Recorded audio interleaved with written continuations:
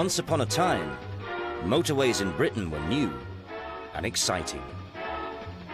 Speed, speed. That was the excitement, really, of what the motorway brought to driving. And driving in Britain was never going to be the same again. This driver is just about to commit one of the deadly sins of the motorway. 3 cars and 1 lorry in peril, and all because one driver forgot one simple rule. Turn on to this shimmering new road, this great yellow brick road leading to a kind of New Jerusalem.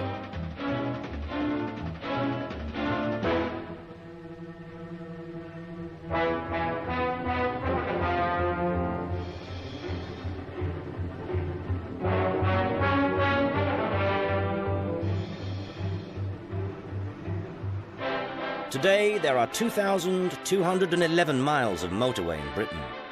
We take them for granted. It's hard to imagine life without them. The joys of the open road. But just 50 years ago, there were no motorways in this country. Ever tried to pass one of these chaps on a narrow road? And far from idyllic country lanes, Britain's post-war roads were jammed. Our city centres were grinding to a halt. It was wretched and miserable, and imagine the road stank of petrol. The cars were very leaky at the time, and they belched out a lot of oil with their exhaust too. Hot, oily, smelly, petrol-y world, desperately slow. So things weren't really very romantic in terms of driving in the 1950s. For years, Britain has been handicapped by a road system geared to a bygone age, with traffic jammed at times to a standstill on roads that were never made to take so many family cars. Main roads were desperately slow. They really were like clogged arteries. And what the motorways promised, I suppose, was a kind of open-heart surgery on the road system.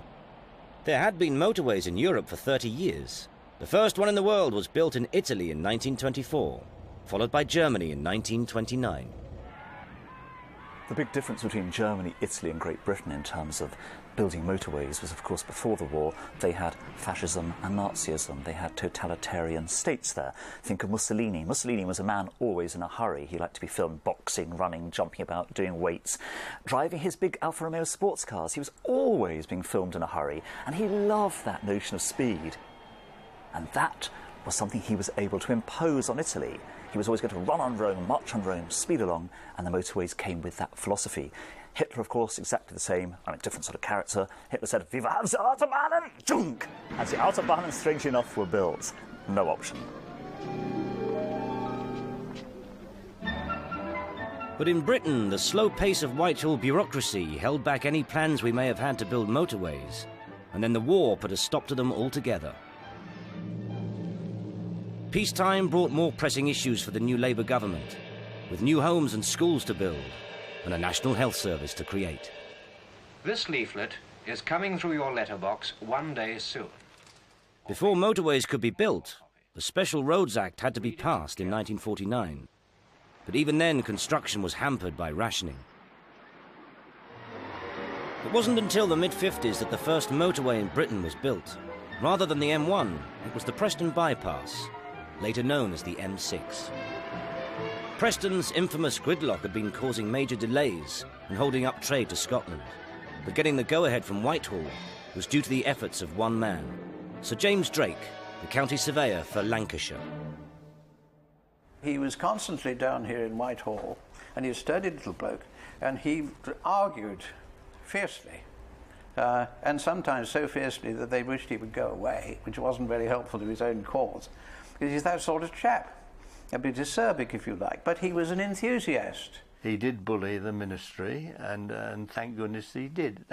It's to his credit, because we might not have even got any motorways yet if he hadn't have been so dogmatic and what have you. But he was a bully.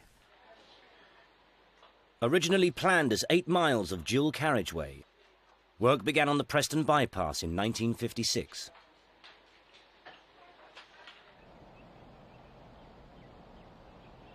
I remember that there was a lovely feeling about walking out early in the morning over these fields that were covered with dew, and you looked at the grass and you thought, well, this is just fantastic, how lucky I am to be having a job like this. Of course, one couldn't get away from the fact that all too soon it was going to be ripped up with big machines, and it would never be green grass again in that particular bit. Over 8 miles long, it will be the first motorway to be built in Britain. The traffic signal gives the all clear, and without delay, a bulldozer goes ahead regardless of anything on its route. It's followed by a series of robot road makers. A fleet of machines were brought in to excavate the ground and level it. Britain's first motorway, the Preston Bypass, was built through some of the wettest weather of the 1950s. It was opened to much press attention on the 5th of December 1958 by the Conservative Prime Minister Harold Macmillan. Today we are celebrating this country's first motorway. There were lots and lots of people wanting to get onto it. The moment it was open, I want to be on it. And I was right at the front of the little bit of slip road by the barrier. And the official sort of cortege went past with all the VIPs and so on. And the chap who was sitting next to me said, come on, get going now, come on. So off we went. So I sort of claimed that I was the first person to drive on the motorway, but I don't know whether that's true or not. Here is Britain's first motorway. In those days, 8 miles was quite a long way, and it took a little while, so it was a big thing. I've driven up the Preston Bypass. Motor roads which will be confined to high-speed motor traffic with drivers... The traffic was queuing up to come and try the motorway out. Only people wanted to participate in driving the motorway on the first day, I suppose, just so they could tell the children. I went on the motorway on the first day. This is what it feels like at 500 miles an hour. There was no speed limit at all. Speed. That was the excitement, really, of what the motorway brought to driving. Here's our cameraman's impression of motorway motion. Just a little bit exaggerated, we admit, but it gives you the idea. There was a sort of sense of euphoria. I remember we went with my father to drive on the Preston Bypass, as it was, the very first weekend it was opened, and it was an incredible experience. He didn't know how to do it very well, but he got around because there weren't many cars. I had a Ford Zephyr, and I remember doing the complete run, end to end, roundabouts included, at an average speed of 83 miles an hour, and I thought that was pretty spectacular. 83 miles an hour was pretty spectacular in those days.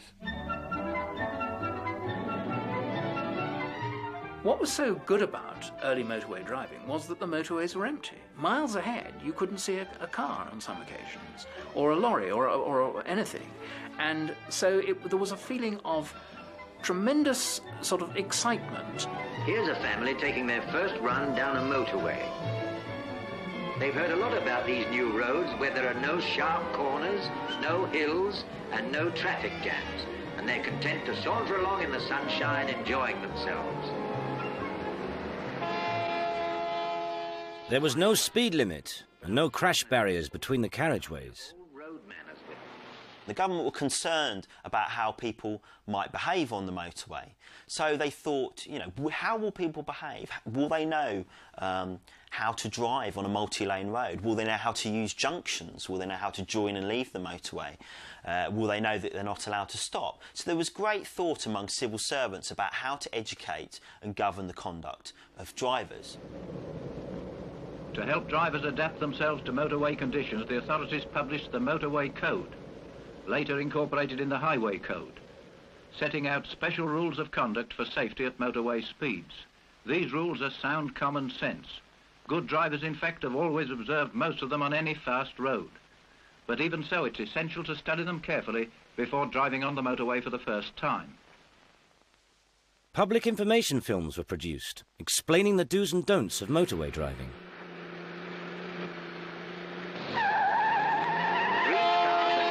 In peril, and all because one driver forgot one simple rule. Before pulling out to overtake on the motorway, see that the road behind you is clear. They were lucky. You might not be. How far's the next slip road? I believe the sign said 8 miles. 8 miles? This driver is just about to commit one of the deadly sins of the motorway. John, what are you going to do? I'm turning back down the other road. You can't. We must go on. What, and add another 16 miles? Not likely. We're late already. Please. Oh, don't worry. There's nothing to it.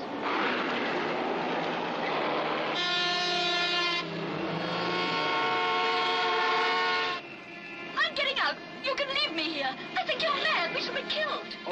right if you're going to make such a fuss, but I still think it would have been the best thing to do. Watch out, too, for the specially designed road signs. A mile ahead of your turn-off point, you'll see a warning sign. The motorway offered a design opportunity. And the third at the point of exit. Road signs in Britain were chaotic and came in different sizes, symbols, colours and shapes. The result was frustration and confusion. When the motorways were still in the planning phase, the government had appointed a committee to investigate the issue of new signage. They thought, perhaps we might need the help of a designer.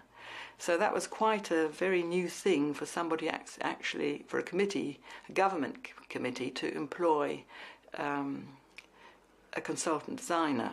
How do they differ from present motor signs? We've used a mixture of block letters and small letters for greater legibility. Jock Kinnear and Margaret Calvert were charged with developing a new signage system for Britain's motorways. They realised that the absolute essence of an efficient motorway signage system was clarity. The signs had to be easy to read, instantly recognisable to motorists. Motorists had to understand what they were saying, and it had to convey essential information to them. But motorists really didn't need to waste time thinking. The basic unit, obviously, is the typeface, and from that you build out. So in order to achieve this simplicity, they had to do some very complicated work behind the scenes. So they thought through every single aspect of the way in which those signs would be read. The lettering always stayed the same, and you read the symbol first, and then you picked out the lettering, and then you got the sense of what the message was and the route numbers. So basically it's very simple, and the colours. And we've also put white letters on a blue background for the same reason. I remember the formula that I used was ultramarine plus azure blue plus zinc white, designer's colours. We were amazed at the size of them. It staggered us. We just couldn't comprehend that you need a road sign as big as we were making them. But of course, you're travelling at 70 miles an hour and you want to pick up the directions early, so they're logical and they're correct, but we were surprised. They are beautifully elegant. They're like works of art in their own right, but they're also completely, utterly functional. And that is why today, over 40 years later, that signage hasn't changed. It doesn't need to change. Perfect typography is perfect typography. When you're driving along a motorway or a British road, thanks to Jock Kinnear and Margaret Calvert, you never have to think about the signs you're looking at. Keep it simple, and it's easier to read and remember, and it looks good in its own right in the landscape. The Kinnear-Calvert partnership went on to redesign all of the road signs in Britain. The next motorway to be completed was the M1. At just 74 miles, it was the first long-distance motorway in Britain. It stretched from St Albans in Hertfordshire to Dunchurch in Warwickshire. The M1 was opened on the 2nd of November 1959 by Ernest Marples, the Transport Minister for Macmillan's Tory government. It is in keeping with the bold, exciting and scientific age in which we live. It's interesting, the first real motorway in Britain, the M1, which opened in November 1959, was basically a straight line. I mean, it's like a long concrete strip, just cutting its way through the landscape, paying virtually no reference to topography. I mean, who cares about hills, rivers, vales, valleys? Just build as straight as you can. That was how motorways were conceived. Straight line, very fast, no messing around. And I suppose, as a reflection of that, the actual design, the engineering, and the minimalist architecture around it in terms of structures, bridges principally, were just brutally functional. Highly efficient organisation on a vast scale, both played a vital part. The building of the 55-mile northbound section was split into 4 contracts. The £16 million contract... John Lang & Sons Limited secured them all, but had just 19 months to complete them. Headquarters at Newport Pagnell. The consulting engineers were Sir Owen Williams and partners. Sir Owen had been knighted for his design of the original Wembley Stadium and was a well-known public figure. Sir Owen, this is something almost revolutionary in this country in the way of road construction, isn't it? I think I can say that there is no other greater effort being made in the world comparable to this. Well, Sir Owen was a a very forceful character. He was a great man to work with because he was in a wonderful fund of anecdotes because of all the people he'd met during his career. But he'd established this reputation as a very prominent engineer-architect. 48 surveyors and engineers were engaged in calculating and setting out the centre line of the motorway. I forget now how many people there were, landowners and people who were involved in that, but there must have been about 300 odd. And he went to see them all, personally, so that, you know, the objections to the road were minimal because he'd been to see people, and of course at the time building a motorway and trying to come to terms with the sort of new motorway 8 was something that people were all in favour of. I thought it was great. To prepare an accurate construction programme... In all, only 5 houses and 3 bungalows were demolished to make way for the M1.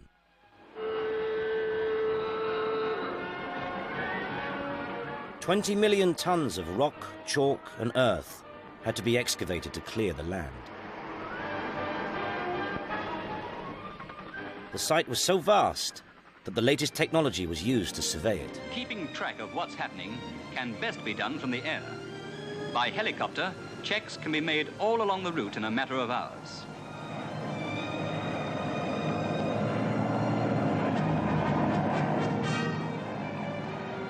"5,000 men were employed to work on the project, and mobile canteens were built every 2.5 miles to cater for them. In all, 183 bridges were built on the M1. On average, one was completed every 3 days. The scene, I mean, you've got to imagine the scene. It's hard to believe that great construction programme. I mean, it's heroic in scale, Roman in scale, Victorian in scale. The M1 was built at a rate of 1 mile every 8 days. I mean, today, when we find it very difficult to build an Olympics or to build a Wembley Stadium, try and imagine what that means. Just really think, 1 mile every 8 days, completed. It's really, really fast. It's the speed the Chinese work today in rebuilding Shanghai or Beijing. That's what the Brits could do at the time. Cuttings, embankments, bridges, 2-level junctions, all were taking shape in the scarred earth. I could name and remember very clearly, particular, I suppose, the muck shifting foreman or the actual agent, the sub-agent on muck shifting, because these were characters of their own. They hired and bought in enormous fleets of often great big motor scrapers, things capable of carrying 40 metres of muck at one particular time from one place to another. These guys had a life and a way, you know, and a rule that nobody got in their way because these machines were enormous. One machine doing the work of up to 1,000 men, and each one costing about as much as a pick and shovel man might earn in a long working lifetime. So the earth-moving navvy of today is first and foremost a machine man, a driver. A driver as skilled in his way as the driver of a track racing car. And had these big yokes, it's like cleaning the rest of the ground to get it level, you know, and so it's just like a sand dune. These big machines flying up and down.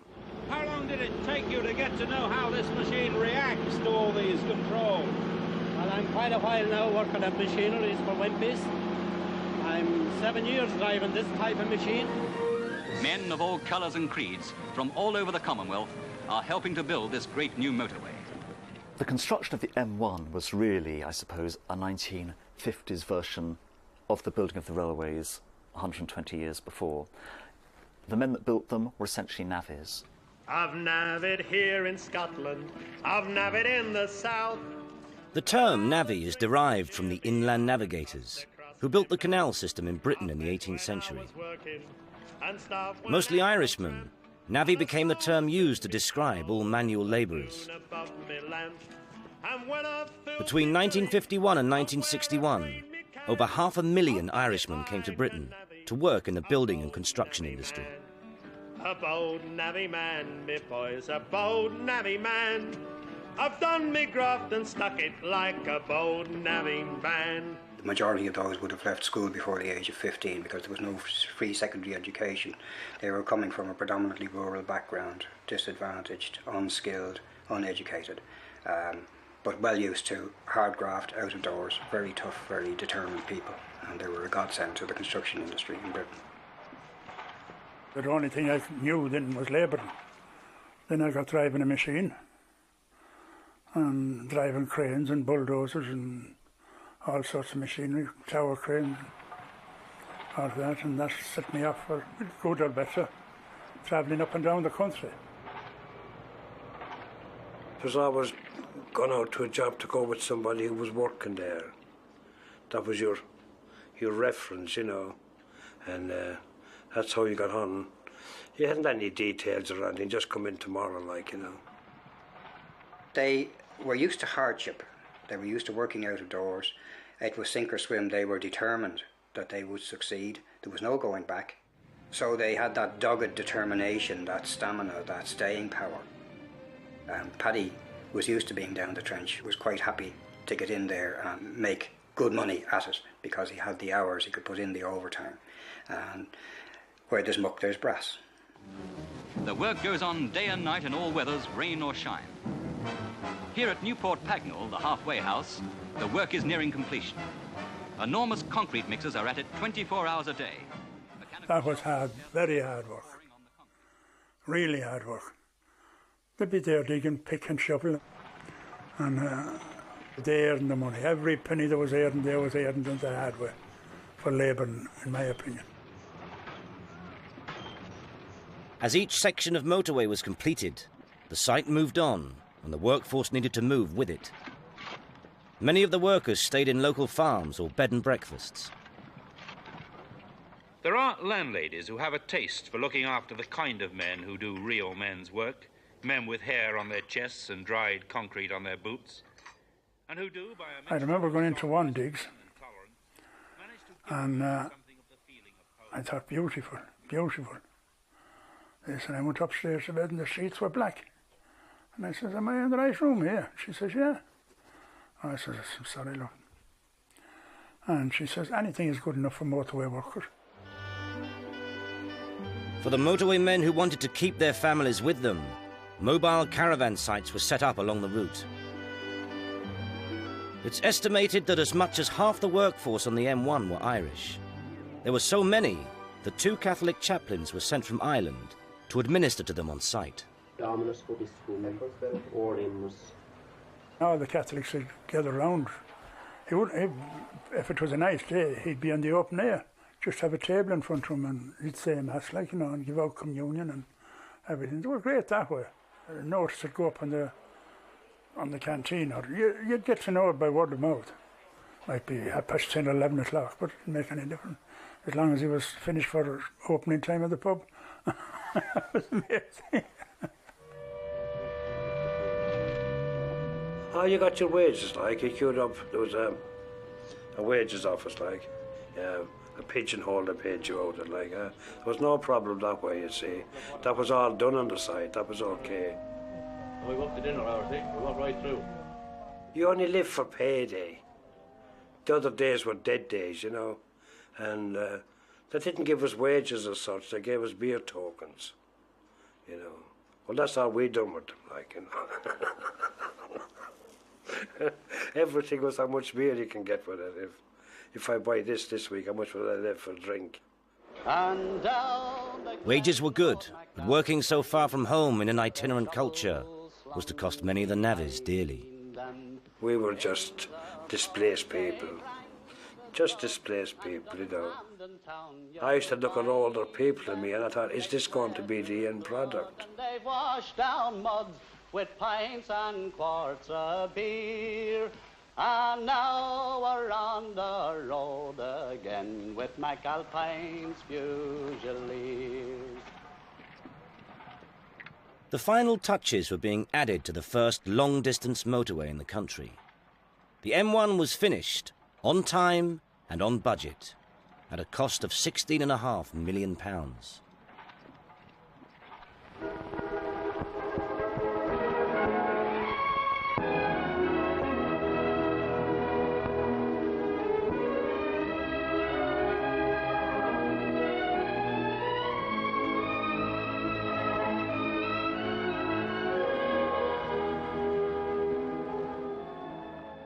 The M1 was opened in almost an apocalyptic atmosphere, that there was a feeling that this road was going to solve Britain's transport problems. I mean, that's rather oversimplified, but people did feel that, and there was an enormous amount of excitement about it. 110 miles of carriageway, 200 bridges and culverts, all in 19 months. Impossible, they said. This was the beginning of a new era. They'll never do it. But they did, because we're driving along it now at 70 miles an hour. It was seen as a glimpse into the future when we would have a network of these and most people would be able to make most of the length of their journeys on these very high-quality roads. No crossroads, two level junctions with... And it was a time of great optimism. The general view was extremely positive. It was all very exciting. A tremendous undertaking, triumphantly fulfilled.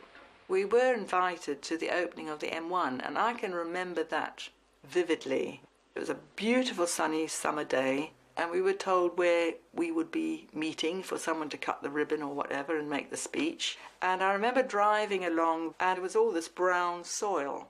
And these signs were for real. These were the real beautiful, I thought, white on blue signs with our lettering and everything. And in the sun and against the earthiness of the banks, it was just very surreal. And nobody else on the motorway. So we went on and on and on and on. And in the end, we came to the end. There was no more motorway. And we somehow missed the junction or wherever the ceremony was going to happen. So we didn't go to it in the end. We missed it. All our directors were invited to go to the opening, and we had passes to go down the motorway, all the way down 50 miles down the motorway to get to the opening. And our directors went in the Rolls-Royce, company Rolls-Royce, and it blew up like a tea kettle, travelling at 50, 60 mile an hour. Even Rolls-Royces in that day and age weren't designed for motorway speeds. Britain's first motorway is proving a big attraction for drivers at the weekend. It's the novelty of a high-speed run, I suppose. And just as people once went to Croydon to see aeroplanes fly, so now M1 attracts the curious. They watch from bridges, and they travel in coaches on sightseeing jaunts. Sundays were often the busiest days on the motorway. The Sunday afternoon family drive was very popular at this time, and many families will go out and drive along the motorway just to kind of experience it. The motorway became a destination in itself, a tourist site, because it was so unique and so special. A small ceremony, but a big event. And traffic was soon taking this opportunity of trying out a new experience in British road travel. A new experience, yes, but of course not every car is in condition for sustained high speed. Try and imagine what it would be like. You're at the wheel of your family Morris Oxford, which is a top speed of about 50 miles an hour realistically. You're wobbling along down some A road, you come to a roundabout, press heavily on the brakes, down in the old gearbox, crunch, crunch, and then turn on to this shimmering new road, this great yellow brick road leading to a kind of New Jerusalem. The M1, for example, stretching for 75 miles north from London. And on goes your car. It sounds totally different. Off the tarmac, onto concrete, the wheels, instead of going, start to go sound. It's an incredibly noisy experience. The car's wandering around this old car with the wind blowing across the side of the motorway. I remember the first motorway totally exposed. On these new wide roads, one gets no sensation of speed. And even at 75 miles an hour, you might well be cruising. Then, of course, the temperature gauge would go up on the car, the oil pressure, of course, would drop, and the thing would... and a 60-mile-an-hour sprint would turn into a 10-mile-an-hour crawl and the thing would break down.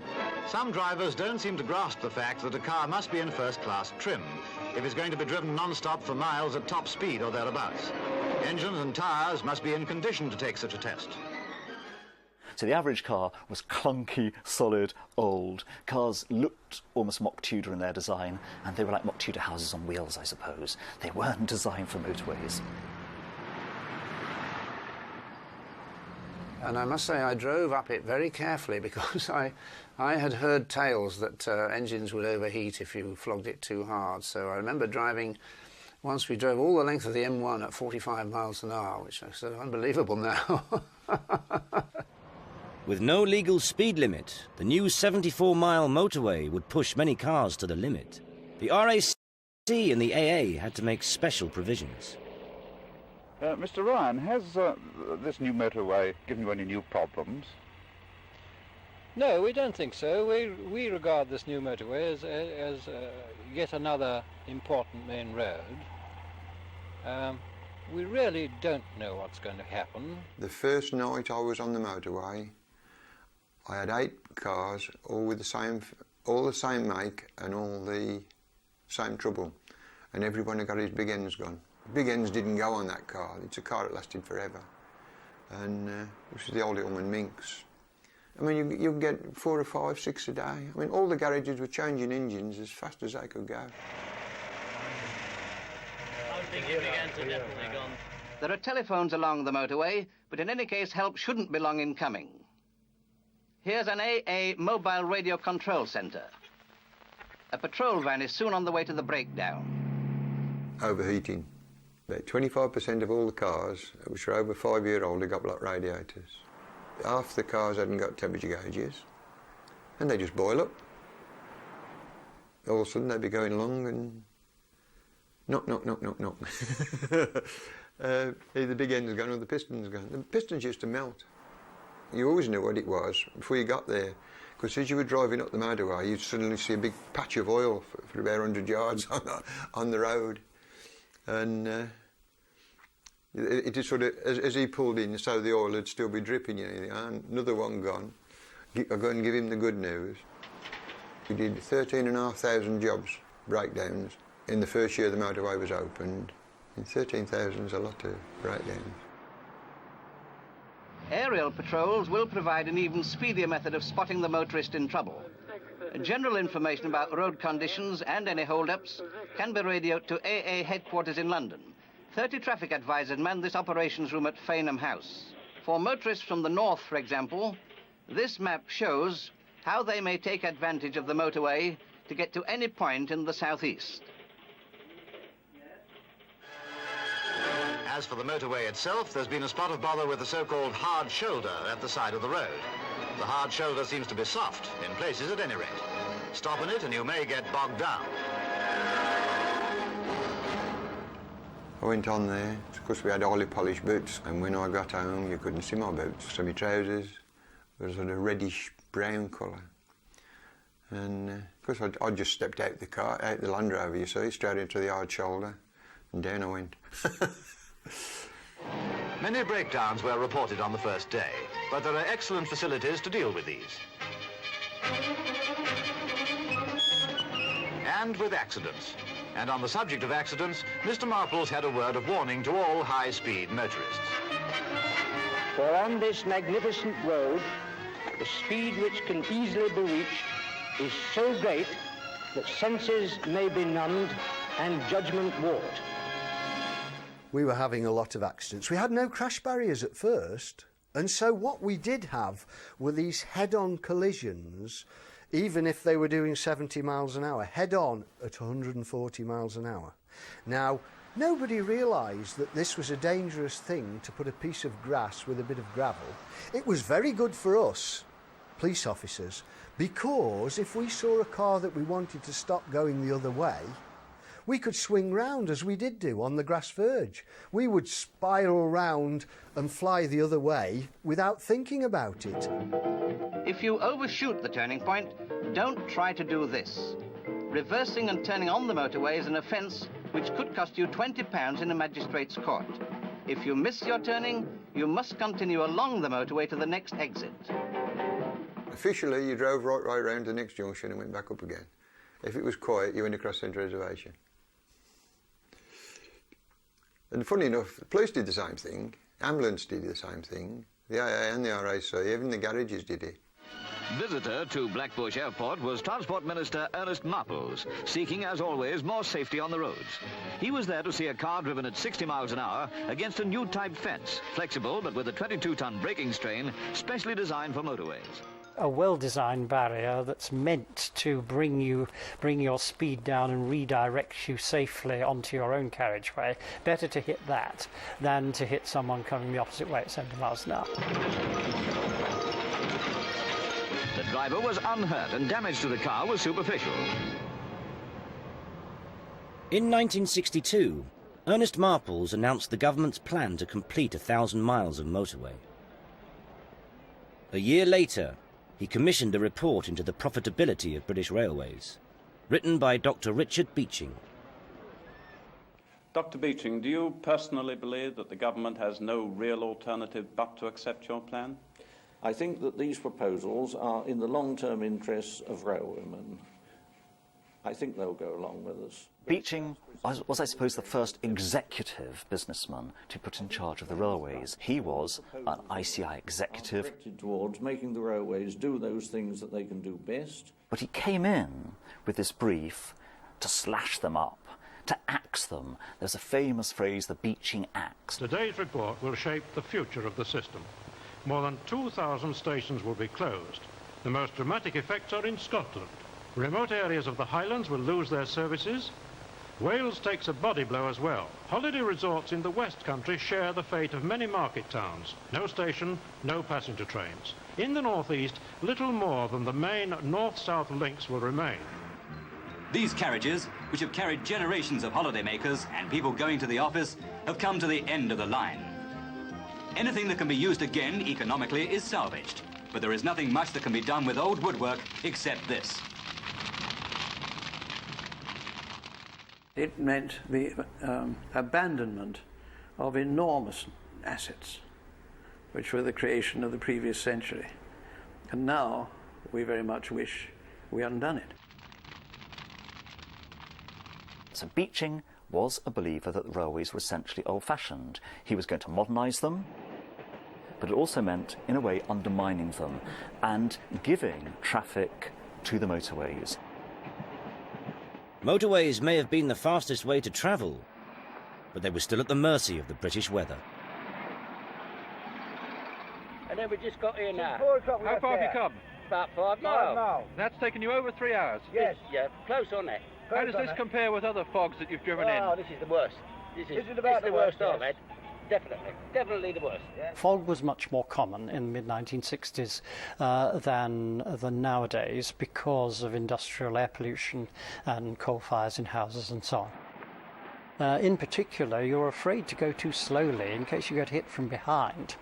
And then, of course, you find you hit something in front. And so you got these multi-vehicle pileups, which were a new phenomenon. There's cars coming through the fog, 50, 60 miles an hour. I mean, they couldn't see where, you couldn't see across 3 lanes, so you could just imagine what it. They were just hurtling, and you hear it go, meow, bump, meow, bump. And this would happen on a regular basis, 40 or 50 cars all smashed into one another. Somebody devised a wonderful scheme where we had 2 spotlights, orange spotlights, on a big black pole. Connected, because there was no electricity, connected to a car battery in a box beneath it. These were every mile, so that when the fog arrived, the police car on that section could switch a switch and switch these 2 flashing lights on. And then people without a car battery would think, there's a lot of car batteries on the motorway. So we would then come to these signs in the emergency, perhaps they hadn't been on for 3 weeks, batteries all gone. Again, electronics come to man's aid and save time and effort. Motorway police have been armed with ray guns. They're harmless except for fog warning lights. We were a bit like cowboys then. We couldn't wait for the headquarters to say, can you switch all the fog signs on? Oh, get my gun out and away we go. A motorway cop shows how good a marksman he is on the move with the new Space Age lamplighter. Ready, aim, fire. Good shot. But we were even better than that. We got really good at it, because if you could get this one on and swing round, you could get the one on the other carriageway in one fell swoop, and it was quite. I got them all on this time, and policemen go, yes, I got the lot. And if somebody missed one, and you had to reverse all the way back, you get him. Swap over, and I'll put the lights on. Good shot. Along with radar guns, the motorway police had faster cars than their colleagues on the A roads. It's what you might call light work. We had the Mark II Jaguar when I first went on the motorway. Then we altered to the Jaguar XJ6, That was an improvement. When they were being made, the factory knew which ones were ours. And we only knew that they knew which were our cars when we came to cut the headlining in the car to put the police signs on the top. And then we would find written in the top, all coppers are bastards. With no speed limit and no legal requirement to wear seatbelts, motorways became the scene of some of the most horrendous accidents. In 1966, Barbara Castle, the new Labour Secretary for Transport and first female cabinet minister, introduced a preliminary speed limit of 70 miles per hour. But the British motorist has got fed up with being pushed around by successive governments. But there were still those that resisted it. Speed limits and parking restrictions. You're here to protest, are you? Yes, we are. Why? Well, because I think it's stupid. I drive about 24,000 miles and a lot on motorways, and it's quite ridiculous if you're expected to sort of dawdle along at 70 miles an hour. How fast have you been in your car? I've had it up to about 115. If you examine the accidents, you find that speed is a terribly important, terribly is the word, important element in the causation of road accidents. And here were fast roads built for the purpose, safer, but speed can be too great for them. So don't have it. For safety's sake, Barbara Castle, what does she think of? People, safety. Yes, right. The main thing that I remember about Barbara Castle was the opening of the next length of the London-Yorkshire motorway when she was the Minister of Transport. And this was at the time when she was forefronting the seatbelt campaign. And I suppose at some expense we had hired a Rolls-Royce for her to drive along the motorway when it was opened. And she wouldn't get in it because it hadn't got seatbelts in the back.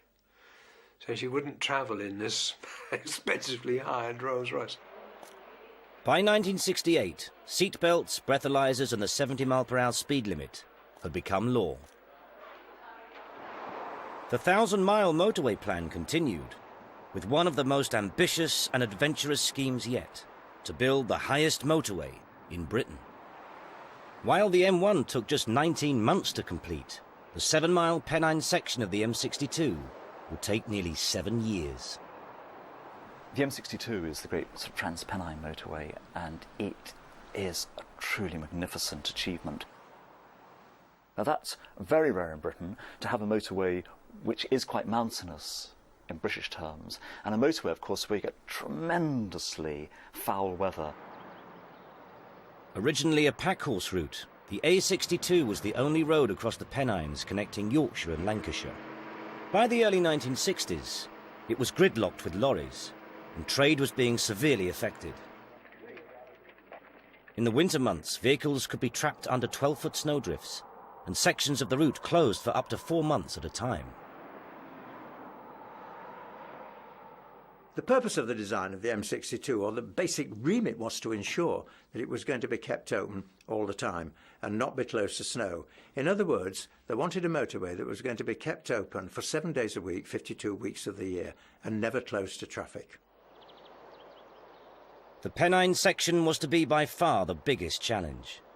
Climbing to a height of 1,200 feet, it would mean blasting through rock to create a dam.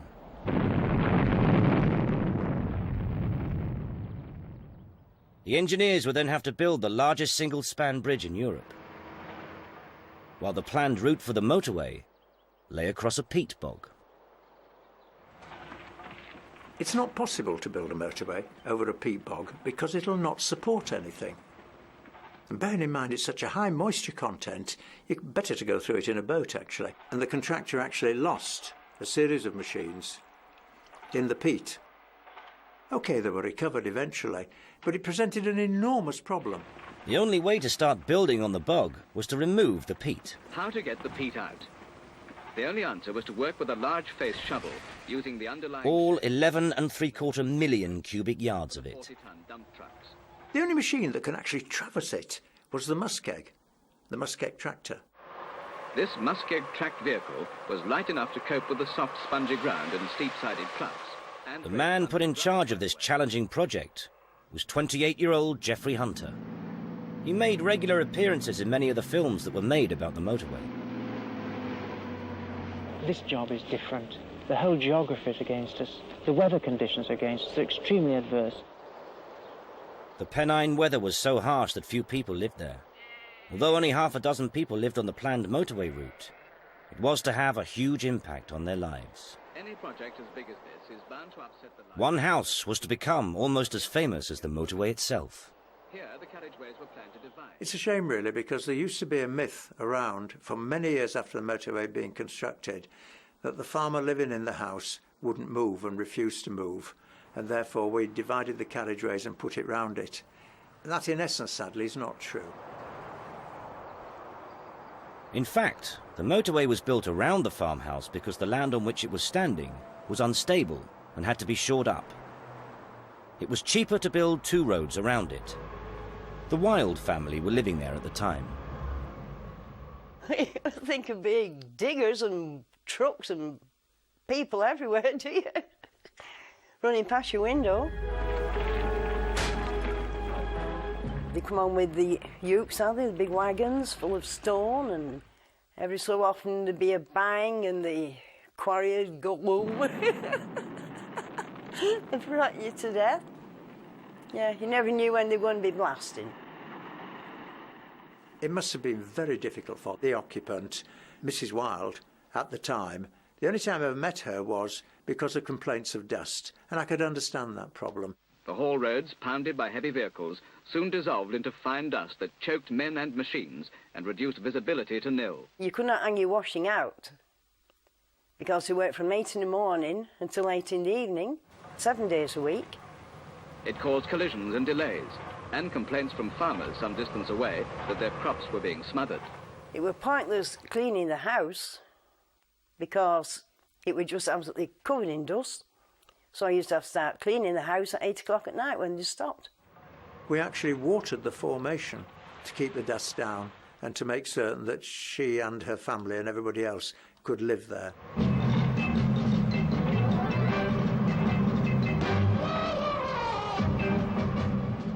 The M62 was national news.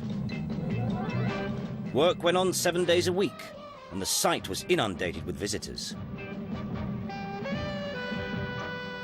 Tourists came by the coachload on Sunday afternoons to watch as 7 million cubic yards of rock was excavated to create the Scamandon Dam. Running on top of it, a 200-foot-high motorway embankment was being constructed. The original plan for the motorway cut across the ancient route of the Pennine Way and would have meant diverting walkers. But ramblers, including the Transport Secretary Mr. Marples, had objected. So a special footbridge was built across the motorway, allowing the walkers to continue their journey.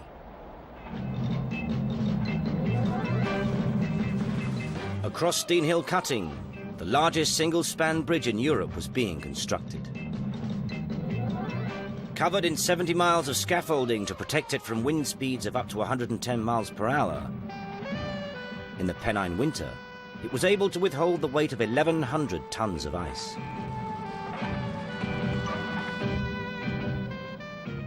Nobody appreciates just how big and how massive that structure is, because it's dwarfed by the vastness of the landscape around it. It looks just a small bridge spanning over a motorway in the middle of a cut-in. The cut-in's sufficiently wide enough to absorb the whole of the new Wembley Stadium. Put it in the middle of it, you wouldn't see it, because everything around it is lost in the horizon behind it. The climate was probably the most atrocious thing that we had to cope with. The engineering problems and considerations one can make decisions on. One can't control the climate. Now, I'm an old man now, and it's 40-odd years since I took part in this contract.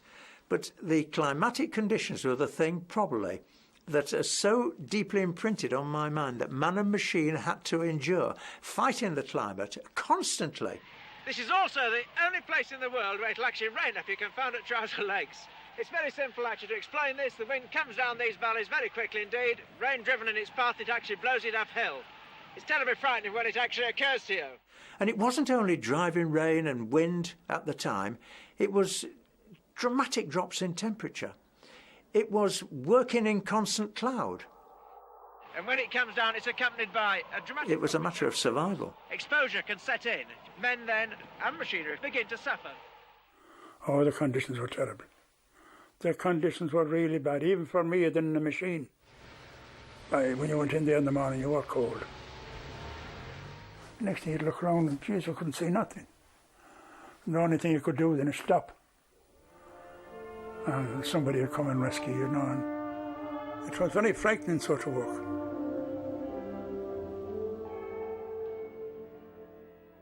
By just when it rained there, it rained. It was like something like monsoons, like, you know. It's come down, it start off like, and the next thing, you'd be shivering in the cab. You'd be saying, well, geez, I hope it doesn't come in here. Oh, yes. There were days on end when you couldn't work. And you had to either sit in the cabs or in the rest huts, waiting for the rain to ease off. They just had to sit there. And literally, they ate mud, walked in mud, sat in mud, and were aware of mud. And there was mud in the sandwiches.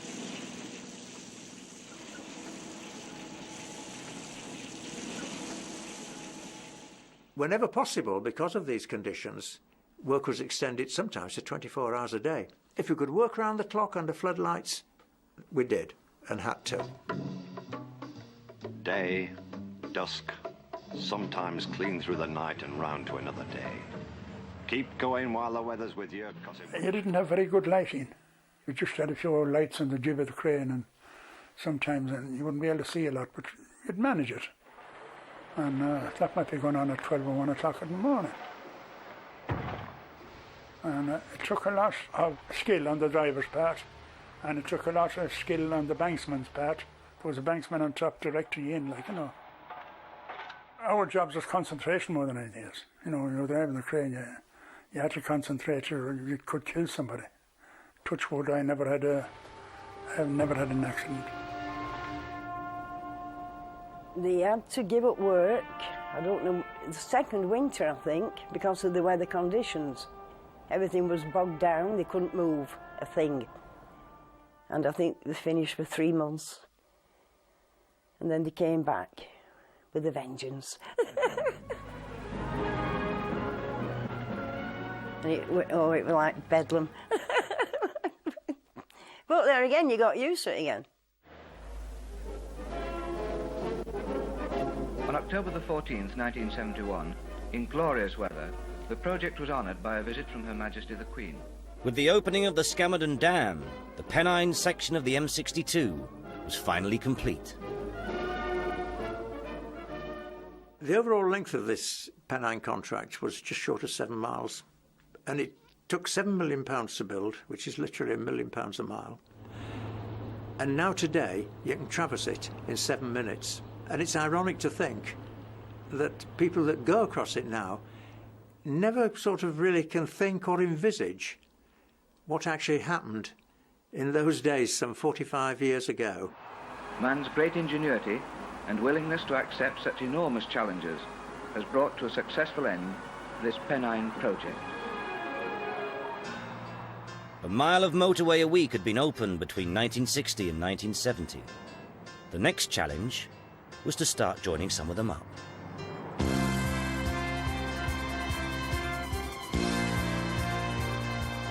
"15 years in the planning and construction, Gravelly Hill Interchange, or Spaghetti Junction as it's better known, would be different to anything that had gone before it in the history of British motorway construction.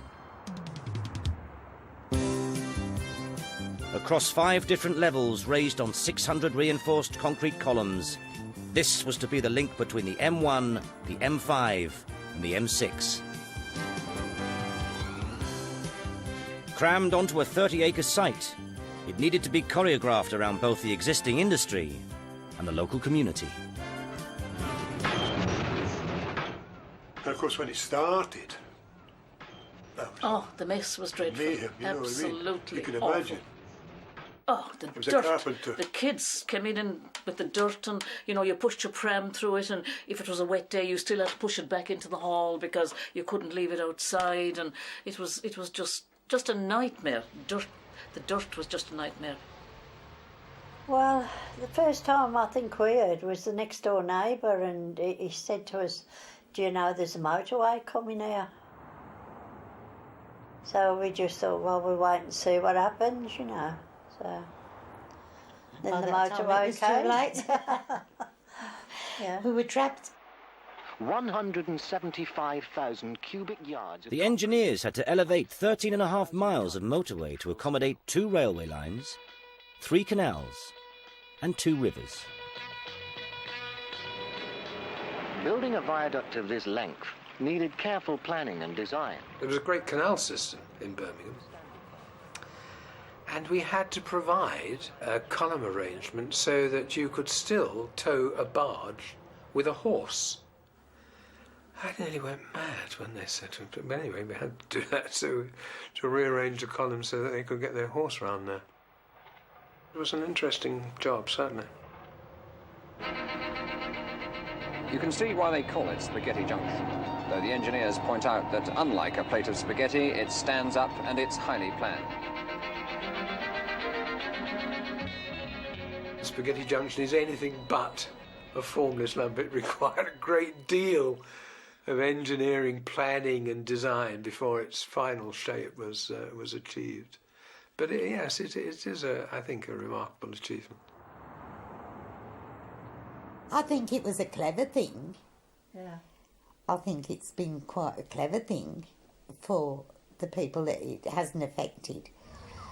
But it's not a pleasant thing to live by. I think the engineers that built it should come and live here for at least a month with all the windows propped open. Just 14 years after the Preston bypass was opened, Spaghetti Junction was completed. Just follow the signs. It was opened in November 1972 by Peter Walker, the Environment Secretary for Edward Heath's Tory government. This is perhaps the most exciting day in the history of the road system in this country. The job fell to him because the departments responsible for transport, housing and local government had been combined, a sign of the changing attitudes to motorways and their impact on the environment. And it is, I may say so, a triumph for motorway engineering. Perhaps more important, an illustration of how motorways can improve environments. Okay. I declare this motorway open.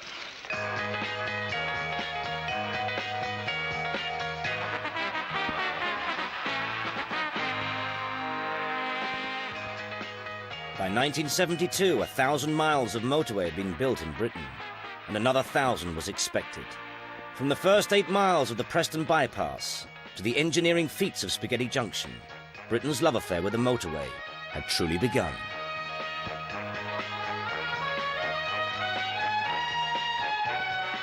Next time, we look at how the motorway changed our lives and where it's taken us.